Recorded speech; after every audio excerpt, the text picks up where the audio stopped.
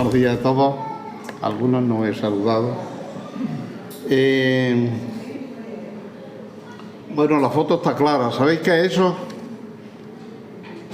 Antes Rubén me dijo, sí, yo sé lo que es.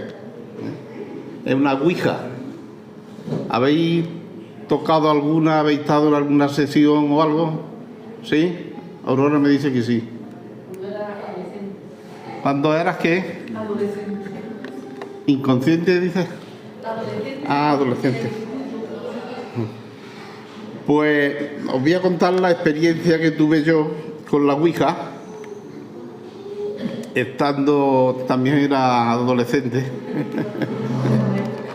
más bien ya joven, porque fue en el ejército, en la mili, y yo tenía un cargo que era Cabo Furriel. El Cabo Furriel tiene su despacho, en fin, yo me encargaba de, no voy a contar toda la historia, yo me encargaba de hacer los cuadrantes para el que tenía imaginaria, para el que tenía todos los servicios que había, ¿no? Estaba en una compañía de alta montaña y entonces yo me encargaba de todos los materiales de tiendas de campaña, de esquí, de botas, de todo, tenía muchísimo trabajo. Y había un chaval catalán de San Juan de Espí, un pueblo de allí de Barcelona. El tío era feo, ¿eh? El tío imponía, le gustaba el espiritismo un montón. Y un día me pidió un favor, que le dejara en el cuarto que yo tenía mi oficina, y allí tenía mi cama y yo dormía, porque eso no podía hacerlo allí en medio de la compañía, que le dejara mi oficina para tener una sesión de ouija, de espiritismo, ¿no? Estoy hablando que yo tenía 19 años, también era uno. Y ahora cuando pienso coquetear con esto, sabéis que estamos hablando de la guerra espiritual, pues la verdad que ahora me he hecho a temblar. Pero bueno, el Señor encauzó el tema y oye, terminó bien, ¿no? Porque, bueno, yo les dejé la habitación, la mesa y 4 sillas, creo que había, estoy hablando de hace 46 años, entonces muchos detalles seguro que se me han ido. La mesa, creo que había 4, entre ellos este chaval que se llamaba Eloy, y empezaron con su sesión, la ouija, ¿eh? No tenían el aparatito ese, que se va viendo la letra, sino que utilizaron un vaso. Yo dije, esto es un cuento. Pero la verdad es que los que había allí no se conocían mucho, los 4 que había, y cada uno puso un dedo en el vaso boca abajo, puso un dedo en el vaso y sin esfuerzo, porque si no controlas lo que vas a poner, uno tira para un lado, otro se vuelca al vaso, ¿no? Oye, pero aquello andaba con una suavidad que yo me quedé un poco asombrado, ¿no? ¿Y sabéis lo que contestó? Bueno, primero invocaron al espíritu de turno, le preguntaron por el nombre y ¿sabéis lo que dijo? Dijo no, porque hay un apostólico. Entonces el chaval este me miró a mí porque yo ya sabía más o menos lo que yo creía, y se quedó muy sorprendido. Allí se terminó la reunión esa. Cada uno se salió, terminaron. Se quedó escogiendo el tablero y ya me preguntó, ¿tú eres el apostólico? Y yo le dije, pues sí, mis creencias son apostólicas, son cristianas. Yo soy evangélico. No voy a contar más la historia, pero el chaval se convirtió. Vive en San Juan de Espí. Cuando fue después de un cambio, porque la ouija la quemó rápidamente y dejó todo el espiritismo. Y cuando fue de permiso y volvió de su casa, dice, Pedro, ¿tú no sabes lo que había en mi bloque? Digo, ¿qué? Dice, en mi bajo hay una iglesia evangélica. Y he entrado. Y estoy hablando de hace 46 años, he perdido completamente, cuando cambia de móvil, contactos se pierden, y yo he perdido el contacto por completo con este chaval, ¿no? Solo otro chaval que se convirtió, que estaba en Francia, que era de Granada, me visitó en Monte Olivos, pero de este ya no me acuerdo. Y esto lo he contado yo a lo mejor los primeros años, yo no sé si mi mujer ni siquiera se acuerda de habérselo dicho yo, ¿no? Eloy, tengo el recuerdo de su cara, ¿eh? Os digo que daba miedo mirar al chaval este joven, ¿no? Coquetear con el mundo del espiritismo, de las tinieblas. Y es que, sin darnos cuenta, media humanidad, de alguna forma, da entrada a estas cosas del diablo. Con jijiji, con risa, siendo un poco ingenuo, pero se toca, ¿no? Se rinde algo de culto al diablo, ¿no? Bueno, el título de mi sermón lo he sacado de uno de los versículos que leeremos. ¿Has venido para destruirnos? Eso contestó un demonio al Señor Jesús. ¿Has venido? La pregunta retórica, ¿no? Porque tiene la respuesta en ella misma, ¿no? Estamos en Filipenses capítulo 1, versículo 27, ya llevamos ahí un tiempo. Me gusta siempre empezar leyéndolo, pero bueno, solo vamos a leer la última parte, que es la que estamos, ¿no? Combatiendo unánimes por la fe del Evangelio. Eso es lo que nos toca ahora, ¿no? Y el último día nos quedamos en el Edén. Bueno, ya llevamos algunos domingos en el Edén, viendo la caída, los detalles, la caída del hombre, ¿no? De nuestros primeros, de aquella pareja, nuestros primeros parientes, ¿no? Y veíamos que cuando Dios crea a Adán y Eva, los pone a cargo de la creación. Es bonito ver el texto, cambia mucho cuando tú lees el texto o cuando lo estudias, ¿no? Es bonito ver cómo Dios le da la responsabilidad al hombre, a Adán y a Eva, de tener la capacidad de, ¿cómo podríamos decir? La capacidad de gestionar la naturaleza. Y Dios dice que le pone el nombre a los animales, pero en realidad le dice a Adán el nombre, ¿no? Y Adán es el que le pone el nombre a todos los animales, las plantas, los árboles. Dios le dice: mira, este es vuestro terreno, una palabra muy nuestra, ¿no? Terreno, ¿eh? Este es vuestro terreno, gestionarlo, administrarlo. Ponle nombre a todos los animales, a todas las bestias, a todas las flores, a todos los árboles, a todas las semillas, todo.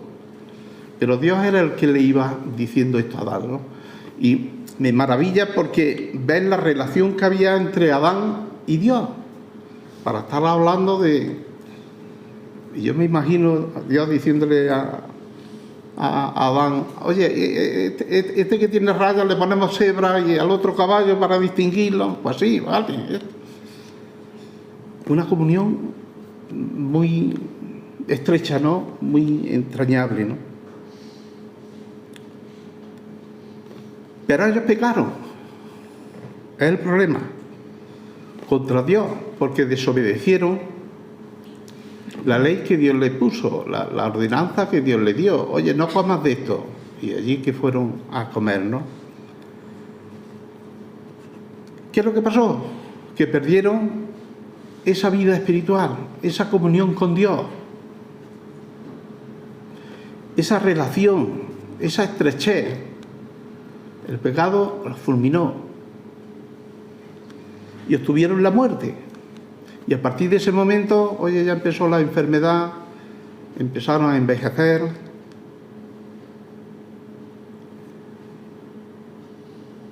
Empezaron una serie de calamidades que ellos no conocían, se dieron cuenta que estaban desnudos. Y por este orden Dios maldice primero a la serpiente, a la mujer, al hombre y a la tierra. Todo fue maldito o maldecido. Entonces, podemos decir que la desobediencia, en la deficiencia esa, en el pecado ese, perdieron no solo la vida espiritual, que hasta ese momento la disfrutaban, sino que también perdieron el terreno que Dios le había dado. Y al hombre le dice, ahora vas a comer con el sudor de tu frente. Y esa tierra que antes daba esas plantas tan hermosas, ahora va a dar otras que son cardos y espinos. Y la tierra fue maldita, ¿no? Maldita por el hombre, por la causa del hombre. Entonces tenemos que se pierde la parte espiritual y se pierde la parte física o material, lo que vemos. De manera que con la desobediencia, esta primera pareja se perdió literalmente todo eso, ¿no? Y Cristo viene precisamente para recuperar el terreno perdido, tanto espiritual como material. Y nosotros, los que estamos en esta mañana aquí, somos parte de ese terreno perdido. Pero no somos lo único, ¿no?, que se perdió, sino, como he dicho antes, por la caída se perdió la propia naturaleza. Con la encarnación de Cristo, la guerra espiritual toma una dimensión de contraataque. En la caída hay quien gana, es el mal. Hay quien sale airoso, es el diablo, porque toca a Eva,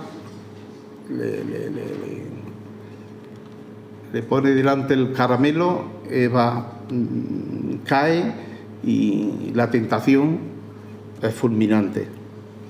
Así que cuando Cristo entra a este mundo, se encarna, la guerra espiritual toma otra dimensión completamente.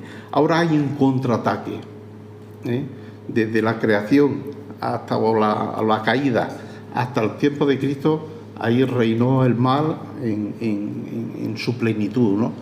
Pero ahora Cristo viene y hay un contraataque en esta guerra espiritual. A veces pensamos en Satanás como el anticristo. En realidad lo es, ¿no?, porque Satanás es contra Cristo. Pero quiero que pensemos también en Cristo como contra Satanás. Cristo es contra Satanás. Por eso hablo del contraataque. Es un anti-Satanás.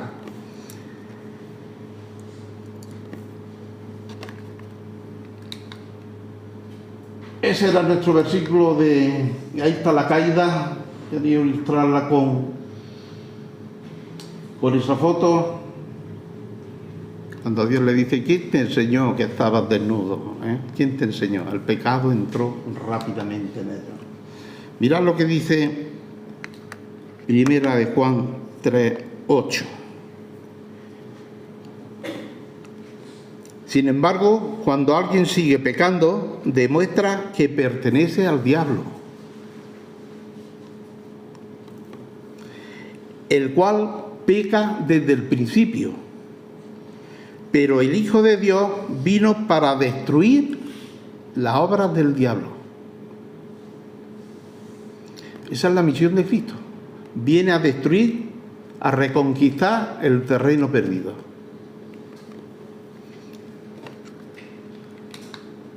Voy a dar tres puntos muy rápidos y lo vemos. Recuperación de lo perdido. Ya hemos dicho que se perdió la parte espiritual y la parte material. Todo lo que vemos está contaminado por el pecado.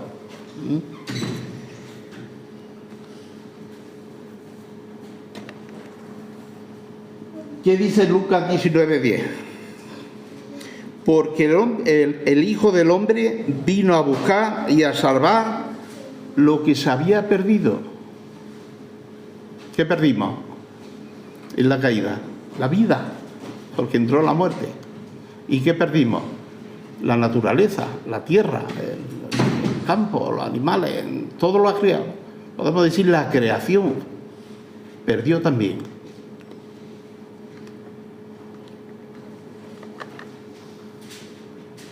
Lucas 19:10, ¿no? Tenemos el Evangelio de Lucas, que es uno de los documentos más, podemos decir, extensos del Nuevo Testamento. Y el texto este del capítulo 19, versículo 10, muchos lo consideran como el más importante de este Evangelio, porque precisamente hace una declaración, esta declaración que hemos leído. El contexto original, Cristo está hablando de la vida espiritual. He venido a recuperar lo perdido. Siempre que hablamos de la caída, siempre nos enfocamos en la parte espiritual, pero pocas veces en la parte material, ¿no?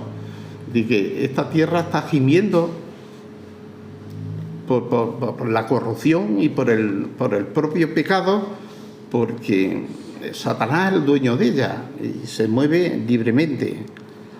Así que está hablando de la parte espiritual que el hombre perdió como consecuencia de la caída.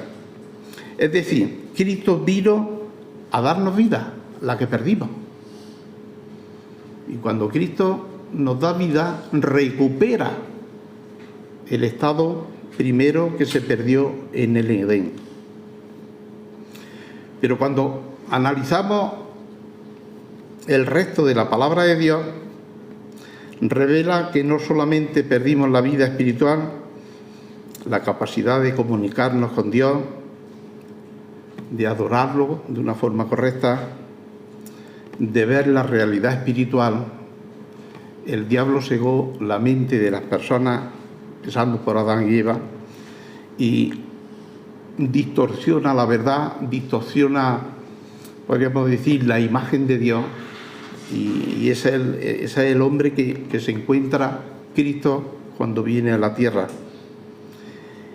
Pero a pesar de eso, de esa capacidad que perdimos con la muerte espiritual, también se perdió, como digo, la parte terrenal, la parte material.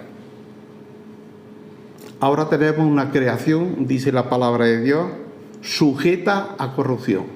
Y es curioso, ¿no? Es curioso cuando Dios maldice la tierra, ¿no? Dice Romanos 8, del 20 al 22.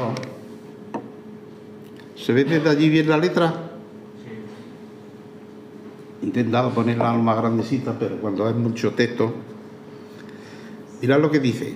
Contra su propia voluntad, he utilizado la Nueva Traducción Viviente, contra su propia voluntad, toda la creación quedó sujeta a la maldición de Dios. Contra su propia voluntad.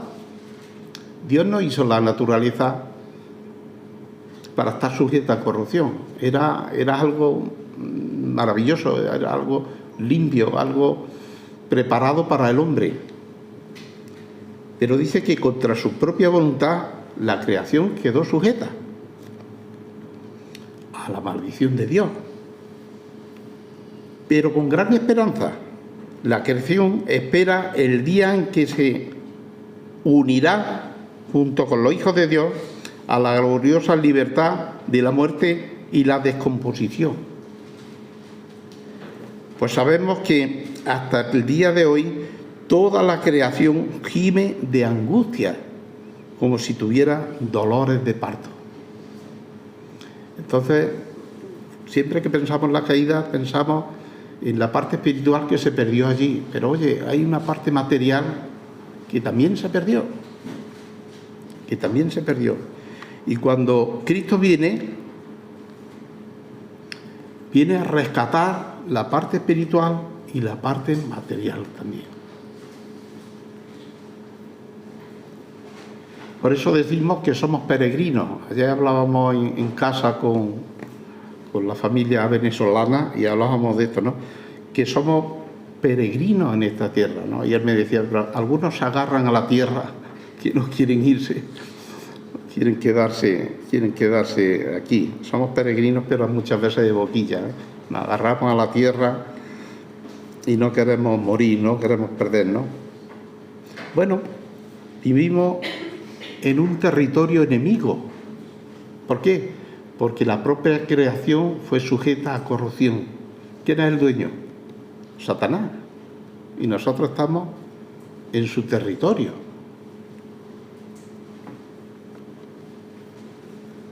Y la realidad es que las Escrituras lo dicen de esta forma, ¿no? Lo revelan así.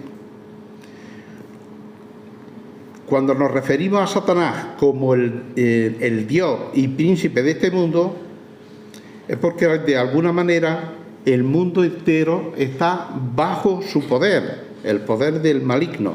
Mirad lo que dice Primera de Juan 5:19.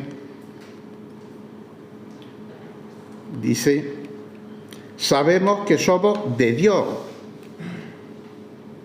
¿Se ha pasado?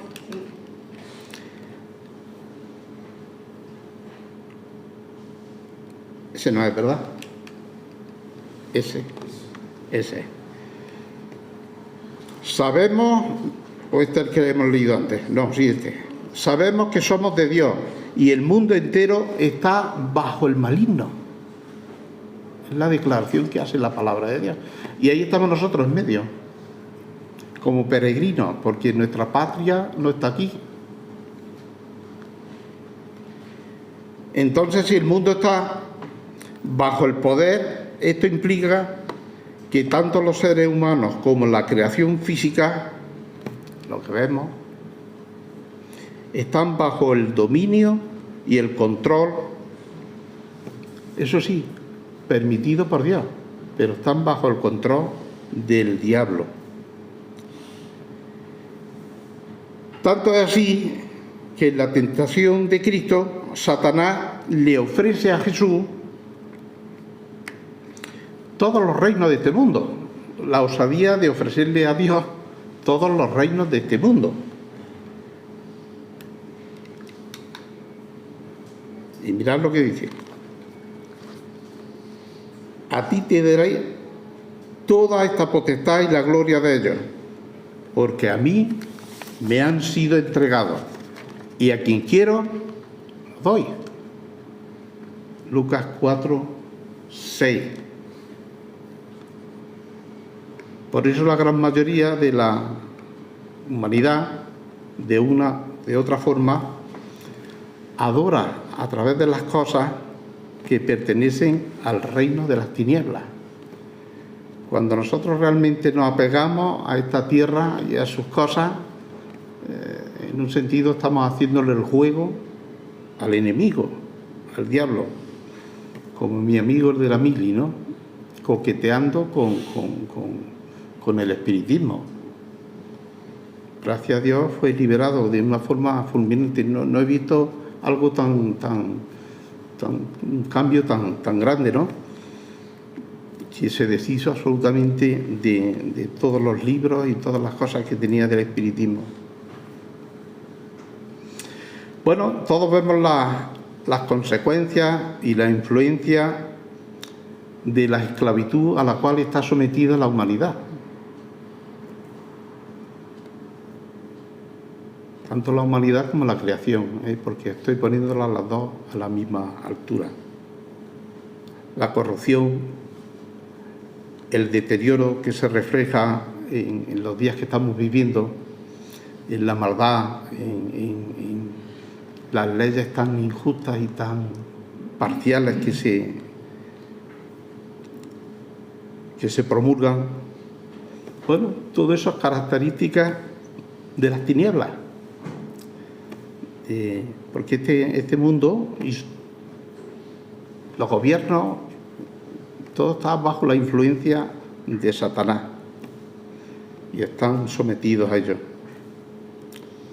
Pero bueno, yo creo que más que dueño y señor es más bien un administrador, porque sabemos que Dios le ha permitido que tenga ese cierto poder, pero será de una forma temporal.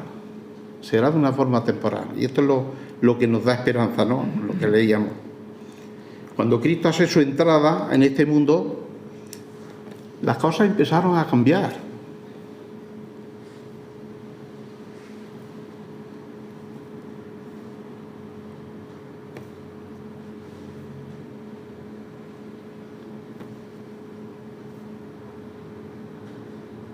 Y yo creo que es el momento del principio del fin.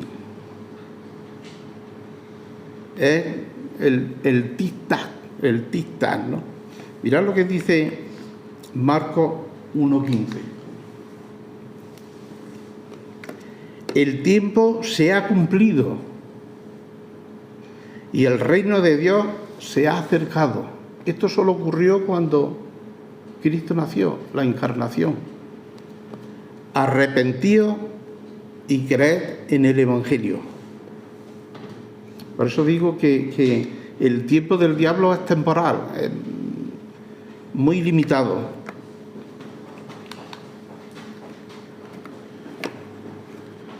Siempre he estado hablando, cuando me ha tocado a mí los domingos, de dos reinos. Hay dos reinos, no hay un tercer reino, no hay ninguno intermedio. Hay dos reinos que están enfrentados: el reino de las tinieblas, el reino de Satanás y el reino de Dios, o el reino de la luz. Dice Primera de Juan 3:8: pero el Hijo de Dios vino para destruir la obra del diablo. Eso es lo que nos interesa a nosotros. El Hijo de Dios vino para destruir la obra del diablo. Y ya sabemos cuál fue su obra, ¿no? Desde el principio, desde la creación. Hizo todo lo posible para arrebatar la vida espiritual a la humanidad. Hizo todo lo posible para que Dios maldijera la tierra y toda la creación que Él mismo había hecho. Bueno, esas son las obras de Satanás. Esas son las obras de Satanás. Bueno, pues el Hijo de Dios, Cristo, ha venido para destruir esa obra. Y yo creo que la palabra de Dios nos ayuda a entender cómo se está desarrollando esta guerra espiritual entre estos dos reinos. Vamos a ver lo que ocurrió en Capernaum. Todos conocéis este versículo, pero la verdad es que una cosa es leerlo y otra cosa es pararse a mirarlo detenidamente.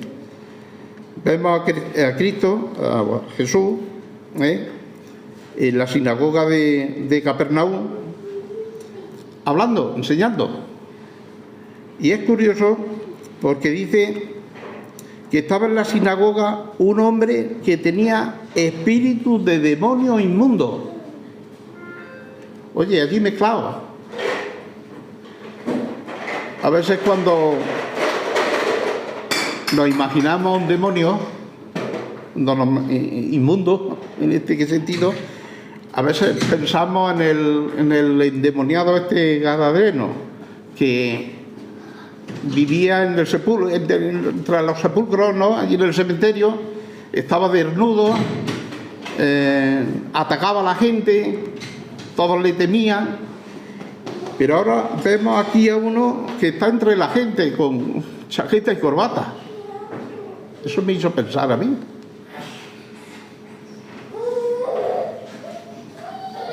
Y mira lo que le dice a Jesús: déjanos. ¿Qué tienes con nosotros, Jesús Nazareno? ¿Has venido para destruirnos? Aquí he cogido yo el título del sermón. ¿Has venido para destruirnos? Yo te conozco quién eres, el Santo de Dios. Y Jesús le respondió: cállate y sal de él. Curioso, ¿eh? Y yo veía algunas cositas en esta corta conversación que tiene Jesús con este demonio.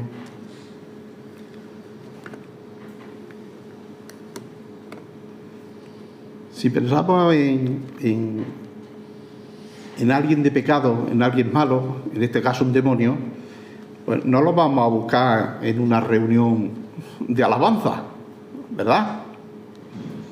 Puedes pensar que está en un sitio donde hay maldad, en fiestas, en discotecas, en sitios peores, ¿no? Pero dentro de una congregación, dentro de una sinagoga, donde se adoraba a Dios, que se cogían una parte del Antiguo Testamento y se leía y se comentaba, pues la verdad que no. Allí no se practicaba el pecado. Allí lo que se estaba era adorando al Señor. Pues estaba en una reunión de adoración. Curioso. Y daros cuenta, cuando Jesús entra, el Espíritu lo reconoce. ¿Cómo lo reconoce? Como el enemigo. ¿A qué has venido? ¿Qué quieres, destruirme?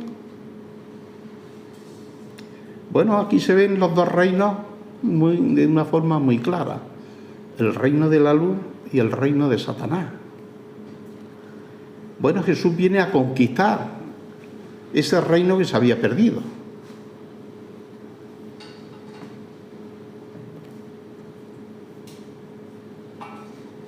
Bueno, la pregunta ¿has venido para destruirnos? Jesús no tuvo que responder a esa pregunta que era retórica, ¿no? que tenía la respuesta en la misma pregunta. El Espíritu sabía perfectamente quién era Jesús, porque le dijo, yo sé quién eres tú, el Santo.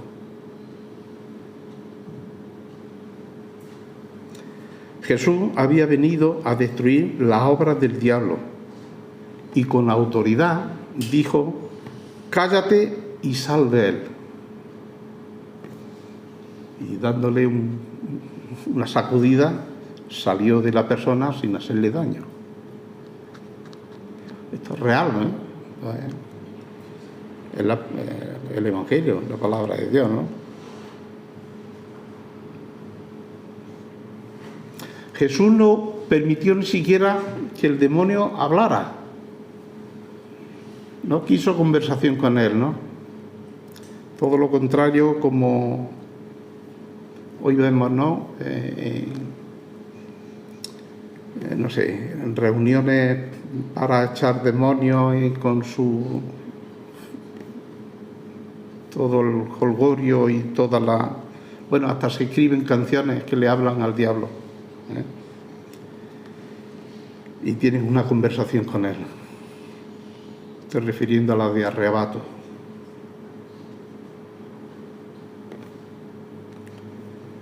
En ese momento Jesús manifestó que hay dos reinos en conflicto. No hay un reino intermedio. Oye, o perteneces a uno o perteneces a otro. No podemos ser neutrales, ¿eh? Y decir, bueno, yo me quedo con los que no van ni con uno ni con otro. O perteneces a uno o perteneces a otro. Vamos terminando. Tercer punto.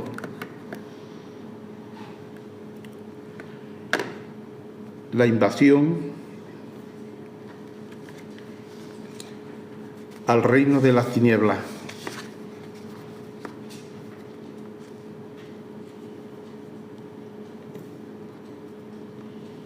Hay varios pasajes, ahora veremos algunos, que nos muestran cómo Satanás comenzó a ser atado. Mirad lo que dice el versículo de Juan 12:31. Ha llegado el tiempo. Yo he puesto allí una foto que lo... Ha llegado el tiempo de juzgar a este mundo. Eso lo dijo Jesús cuando entró a este mundo. Cuando Satanás, quien gobierna este mundo, será expulsado. Con estas palabras, Cristo anuncia el cumplimiento de la profecía que sabemos que surgió en la misma caída, ¿no? Génesis 3:15, cuando Dios dice que de la simiente de la mujer herirían en la cabeza a la serpiente. La simiente de la mujer asestaría un golpe mortal en la cabeza de la serpiente, que es Satanás. Y esto sucedió, ¿cuándo sucedió esto? En la crucifixión. Ahí es donde Cristo remata ya a Satanás. Mirad lo que dice en Colosenses 2:15. Y despojando a los principados y a las potestades, los exhibió, los avergonzó públicamente, triunfando sobre ellos en la cruz. Cuando Cristo muere es cuando ya derrota realmente al diablo, a Satanás. Cuando Cristo fue encarnado, invadió el reino de las tinieblas y Satanás y sus demonios comenzaron a ser atados.